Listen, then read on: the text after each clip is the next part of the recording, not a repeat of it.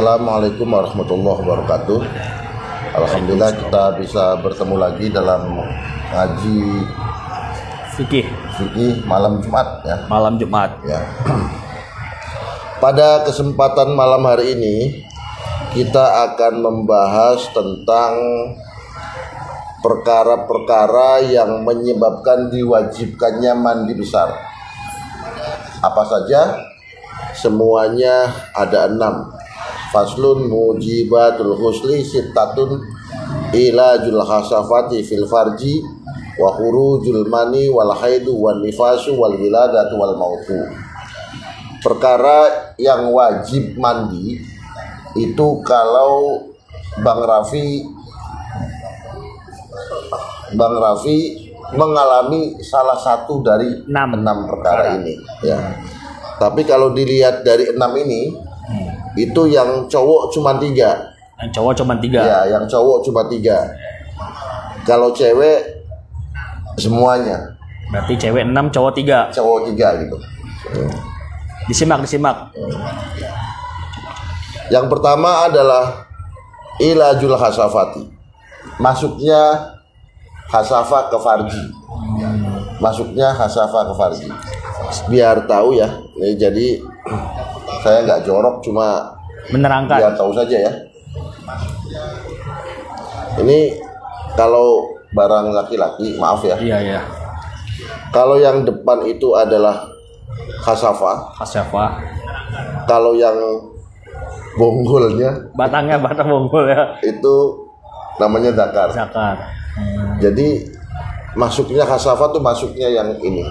Kepalanya. Jadi ya kepalanya ke dalam farji. Jadi nggak harus semuanya masuk. Iya. Khasafah masuk itu sudah termasuk wajib mandi. Ya itu. Nah, ini bukan hanya kepada perempuan, kepada laki-laki misalnya lewat dubur ya. Iya. Itu juga wajib mandi. Ke anak kecil, ke yang gede, ke orang tua. Sengaja dipaksa, orang mati sekalipun, misalnya ada orang menghubungi orang mati tetap wajib mandi. Ada orang dipaksa sama preman, awas kalau nggak masukin saya bunuh. Pemerkosaan gitu. Iya. Ya orang dipaksa untuk hubungan orangnya gitu. Iya. Akhirnya Bang Oji, mumpung dipaksa. Akhirnya memasukkan itu juga wajib mandi. Jadi ke anak kecil, orang dewasa, ibu-ibu, emak-emak, bayi, mati, hidup, sengaja, nggak sengaja, tidur atau sadar, kalau masuk ke dalam farji, maka hukumnya adalah wajib mandi. Atau di sini itu diterangkan bahkan kalau ada seorang laki-laki yang panjang, maaf ya, barangnya panjang, lalu dia itu membelokkan sendiri dan memasukkan ke dalam duburnya sendiri, maka itu juga wajib mandi. Nah, ini penting. Wah, ini ya, kan ya. Sepele tapi nggak ada yang tahu. Wah. Jadi Bang Oji nih misalnya setengah meter kurang di belakang terus memasukkan ke duburnya sendiri, maka itu juga wajib mandi. Nah ini itu yang pertama. Yang kedua, ini laki-laki perempuan ya. Jadi laki-lakinya wajib mandi, perempuan juga wajib mandi. Kalau Imam Syafi'i, walaupun perempuannya dalam keadaan terpaksa diperkosa misalnya, maka tetap wajib mandi si perempuannya. Soalnya ada madhab lain, udahlah saya nggak sebutin nanti abang-abang bisa jadi patokan bahaya. Iya. Ada madhab lain, kalau si perempuan itu terpaksa tidak merasa nikmat, maka tidak wajib mandi. Paham nggak? Jadi perkosaan lah, ada orang diperkosa, maka yang wajib mandi adalah cowoknya saja. Ceweknya enggak. Itu mazhab selain Syafi'i. Kalau Syafi'i dipaksa nggak dipaksa, nikmat atau nggak nikmat, maka itu wajib mandi. Yang kedua, itu adalah keluar mani. Ada telepon dari Ki Salman. Ya, Ki Salman. Saya lagi live dulu Ki Salman. Tuh. Nanti saya ke sana Ki Salman. Siap.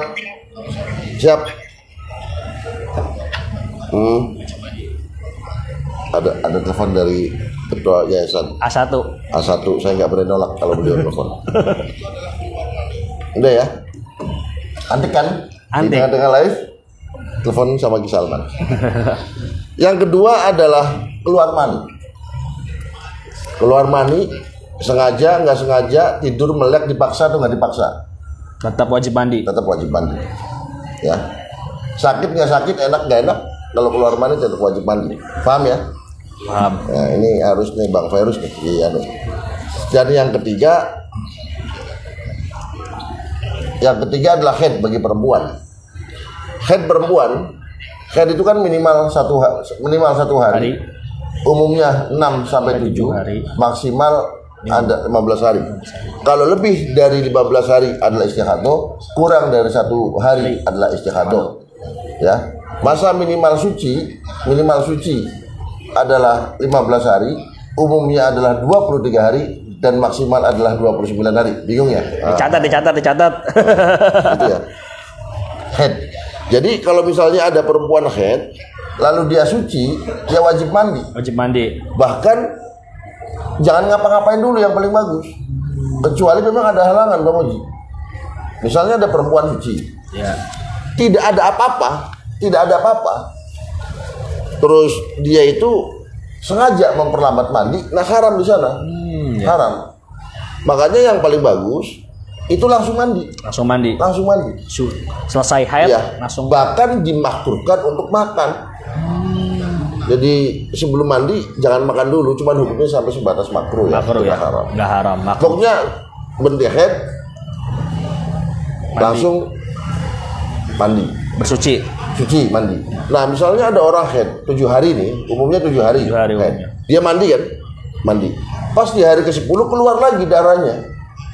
Maka itu masih darah haid juga.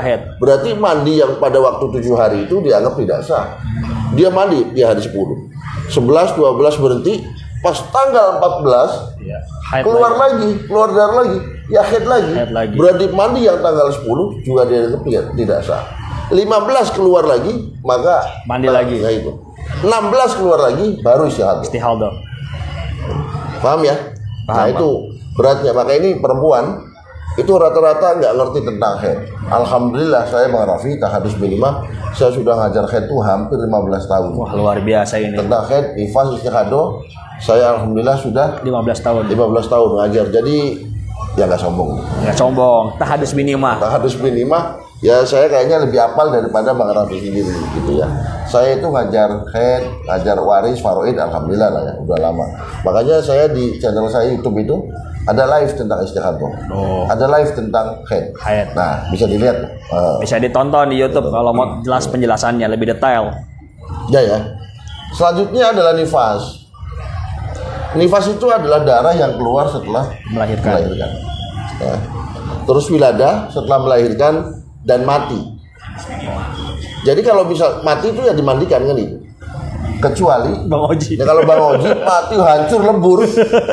Misalnya ya ketabrak kereta, habis itu kena angin puyuh, dagingnya kemana-mana. Itu ya udahlah, nggak usah dimandikan lagi, dikumpulin aja, kupiah. Taruh ke di buaya atau di mana gitu. Ya, jadi apa namanya? Tidak wajib dimandikan. Yang wajib dimandikan itu adalah yang meninggal. Ya, yang meninggal normal, baik jasadnya utuh. Tapi kalau jasadnya hancur, lebur, ya udahlah, nggak usah dimandikan, langsung dikafani, langsung disolati dan dikuburkan, gitu. Dan kita tahu semua bahwa dulu kan cerita ada Abu Nawas ya. Dongeng. Abu Nawas itu ketika mau mati nih, sakit keras, itu wasiat sama anak-anaknya, nanti kalau mati dikasih kain yang ambrol, katanya, kain kafannya ambrol. Yang jelek. Ya, yang jelek banget, jangan yang baru. Kenapa sih mintanya yang ambrol? Udah tinggal pakein aja gitu. Ternyata pas Abu Nawas meninggal, dipakein tuh yang mau ambrol tuh. Ya, apa namanya? Yang jelek lah, yang jelek lah. Mati pas orang yang nganternya pada pulang, malaikat kan datang ya. Pas dilihat, wah ini makam lama, salah alamat saya, balik lagi. Jadi Abu Nawas itu punya taktik kira-kira ngadalin malaikat. Ngadalin malaikat. Wah ini. Nah ini bisa ditiru sama kamu ya. Tapi nanti bahaya nih kalau Bang Oji nih tiru busuk, ini membodoh kita. Bisa bahaya itu. Gitu aja Bang. Jadi apa namanya? Perkara yang wajib mandi itu adalah begitu. Ada 6 itu ya? Bukan hanya memasukkan khasafah, itu bukan hanya ke orang, ke binatang juga termasuk apa namanya? Termasuk wajib mandi juga gitu. Iya. Udah mungkin hanya itu ya pendahuluan. Mungkin ada pertanyaan? Ya tadi ada pertanyaan nih. Ke binatang gimana Kang? Wah tadi udah dijelasin ya. Ke binatang tetap hukumnya wajib mandi, maupun sengaja tidak disengaja, atau sebaliknya itu tetap wajib mandi. Ini mati ya? Enggak mati. Nah, ini banyak orang yang nggak tahu itu adalah. Nah ini berarti kalau ke laki-laki itu ada 3 nih. Tadi saya bilang ya, laki-laki 3. Memasukkan khasafah ke farji. Yang kedua adalah keluar mani. Yang ketiga adalah mati. Gampang ngapalinnya. Kalau laki-laki cuma 3. Kalau mati oke lah, kamu dimandikan kan? Dimandiin ya. Yang berarti memasukkan khasafah dengan air mani saja. Tapi perempuan itu 6 Bang. 6 memasukkan khasafah atau ya dimasuki ya. Keluar mani. Tadi minggu kemarin saya sampaikan, perempuan itu keluar mani nggak keluar, cuman caranya yang berbeda, jenisnya yang berbeda. Kalau laki-laki itu kental, agak butek. Kalau perempuan lebih encer dan warnanya agak kuning. Itu mani perempuan, ya. Itu mani perempuan, pegang itu. Ya. Terus haid, nifas, wiladah, dan meninggal. Kecuali orang yang meninggal mati syahid, beda lagi nggak boleh dimandikan, bahkan haram dimandikan sesuai dengan hadis Nabi, karena kata kanjeng Nabi, darah yang menetes dari orang yang mati syahid akan menjadikan saksi di arsy Allah Subhanahu wa taala. Tapi kalau netes darahnya, kalau Bang Oji ini kayaknya nggak netes darahnya, jadi nggak ada saksi. Ya gitu. Nah ini buka pertanyaan. Jadi buat teman-teman, ini perkara gampang tapi kepake dalam kehidupan sehari-hari. Ya itu ada 6 tadi yang wajib kita melakukan mandi besar atau mandi hadas. Ya. Dan udah paham ya? Lanjut. Jadi ada 6. Sekarang fardu-fardunya mandi lagi. Fardu-fardunya mandi. Wah. Ketika kita itu diwajibkan mandi, maka fardunya ada 2 Bang Oji ya. Yang pertama adalah niat. Niat pertama kali dibasuhkan ke anggota tubuh. Pas netes air yang pertama. Niat. Nawaitul husla li raf'il hadasil akbari fardhu lillahi ta'ala. Bang Fairuz hafal. Wah letak. Biar nawaitul husla li raf'il hadasil akbari fardhu lillahi ta'ala. Kalau misalnya Bang Fairuz pas bajur muka tidak niat, lalu niatnya ketika membasuh tangan, maka nanti yang kepala itu dianggap belum kebasuh. Nanti dari tangan, nanti kepala lagi gitu. Paham nggak? Paham. Jadi kepala yang belum diniati itu dianggap belum dibanjur. Jadi mandi nih, Bang Ujian, kepala, tangan, pas kaki niat. Pas kaki niat. Karena niat itu bukan hanya dari kepala, pokoknya air kemana aja jatuh, bisa dari kaki, bisa dari kepala, bisa dari badan. Kalau pas kaki niat, maka yang tadi kepala, yang tadi tangan itu dianggap belum dibanjur. Jadi nanti muter lagi. Ya, pertama niat, nawait lusla lirof ila hadasil akbari fardhu lillahi ta'ala.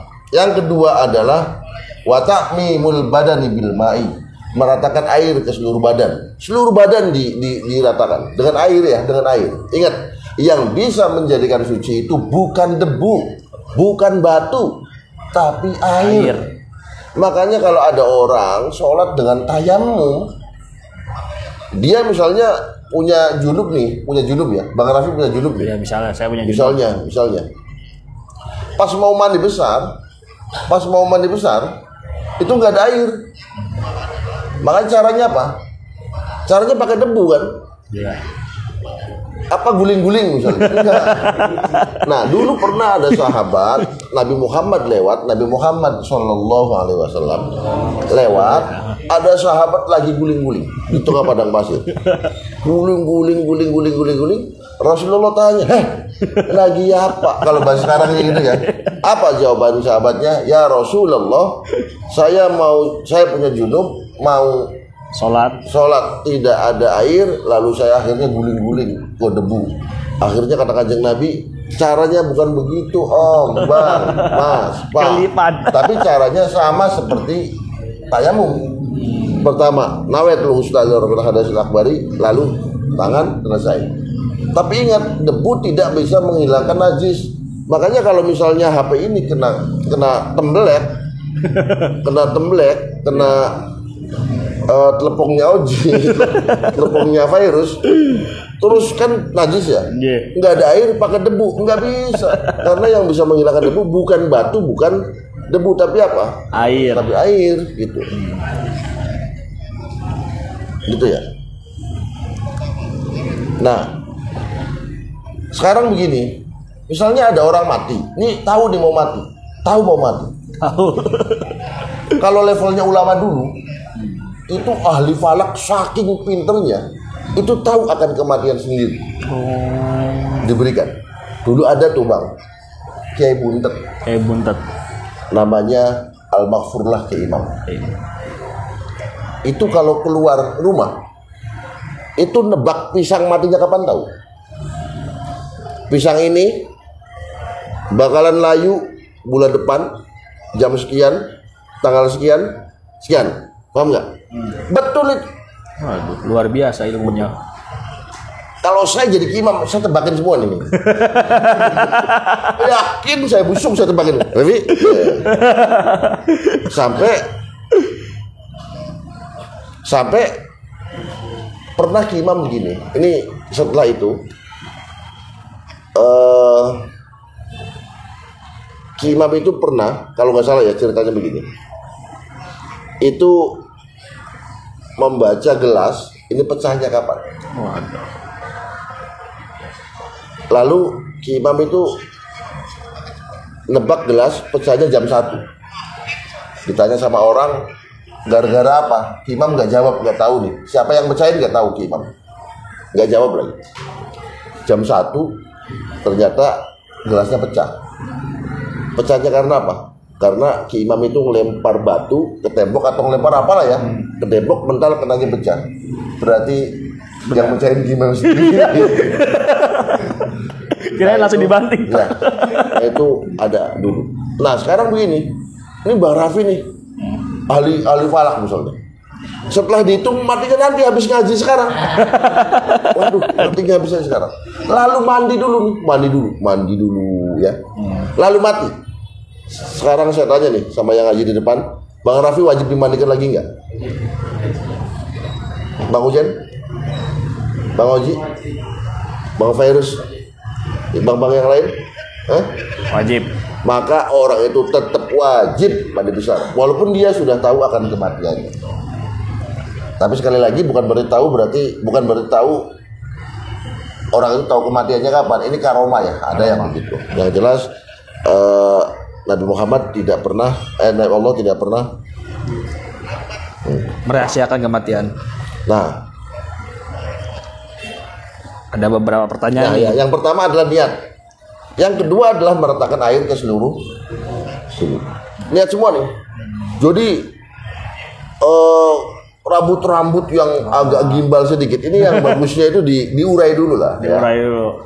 Kecuali memang yang raket. Ya kan air balik lagi. Yang air tuh sampai begini sama rambutnya beda. Tapi ini bagusnya ya semua dianu diratain. Nah, ya diratain semua sampai kaki, harus kena air semua.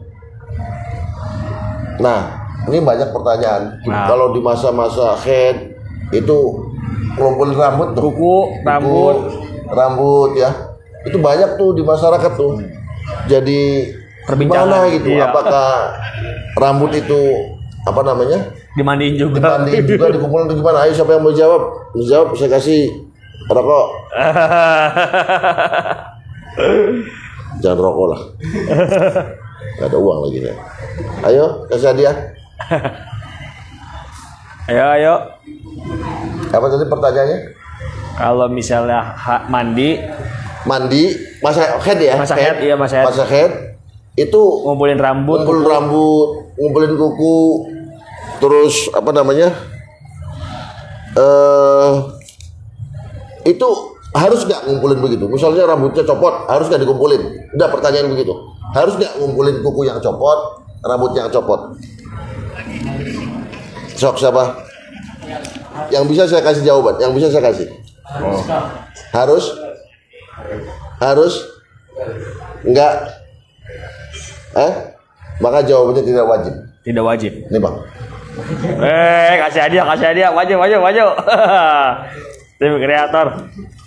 dapat uang. Ya, udah, semoga manfaat. Ada kan? Maka tidak wajib. Ini banyak orang nggak tahu bang. Benar. Satu rambut yang Disisir kumpulin. Pegel semua. Udah nggak wajib ya. Gak wajib. Kalau bagus mana ya? Ya udah kalau memang maunya dikumpulin nggak apa-apa. Cuman kalau yang nggak sempet repot udah lah nggak usah dikumpulin. Sampai kuku copot dikumpulin dalam. Jadi ini singkat padat pada malam hari ini bahwa perkara yang diwajibkan mandi ada 6 dan caranya. Yang pertama adalah niat, yang kedua adalah meratakan air ke seluruh tubuh. Juga yang wajib dibasuh itu adalah sesuatu yang kelihatan dari teman. Sesuatu yang kelihatan dari teman. Lobang yang teman itu ngelihat gitu. Ya, begitu ya, nerangin. Jadi gini. Contoh. Punya junub nih. Junub. Ini kan wajib nih, dibasuh nih. Dalam-dalamnya. Tuh. Ini nih. Telinga yang kopokan ini. Ya, wajib dibasuh kan? Ini dalam telinga nih. Tuh. Yang kelihatan oleh teman, sejauh teman itu memandang dalamnya telinga, itu yang wajib dibasuh. Makanya idealnya kalau misalnya abang-abang itu mau mandi junub, yang ngajak temen. Bang Oji, ajak temen nggak? Jadi Bang Fairuz, Bang Raffi punya junub, ajak adik iparnya Bang Fairuz. Ajak ada, terus suruh nengok, nih bang, liatin telinga mana, telinga saya, mana yang kelihatan oleh Bang Fairuz, itulah yang dibasuh. Paham ya? Paham. Dan Bang Raffinya ngajak Bang Fairuz adik iparnya. Ya, jadi niat dan wata'anul badani. Meratakan. Ya, ada lagi, udah ya, mungkin itu aja ya bang. Udah paham ya? Jadi paham. Semoga manfaat. Kita lanjut. Malam Jumat depan kayaknya libur. Ya, malam Jumat depan kayaknya libur karena ada acara Baksul Masail di Buntet Pesantren. Kayaknya ini baru kayaknya. Ya. Udah, semoga manfaat, semoga berkah. Amin. Saya tutup dengan siap tutup dulu bang. Wassalamualaikum warahmatullahi wabarakatuh. Bang. Cukup sekian, terima kasih atas pembahasannya buat teman-teman. Ini hal sepele dalam kehidupan sehari-hari. Dalam sebulan pasti ada yang melakukan mandi besar, makanya disimak baik-baik tadi pengajian yang tadi. Untuk pembahasan selanjutnya nanti bakal kita infokan. Cukup sekian, terima kasih. Wassalamualaikum warahmatullahi wabarakatuh. Waalaikumsalam.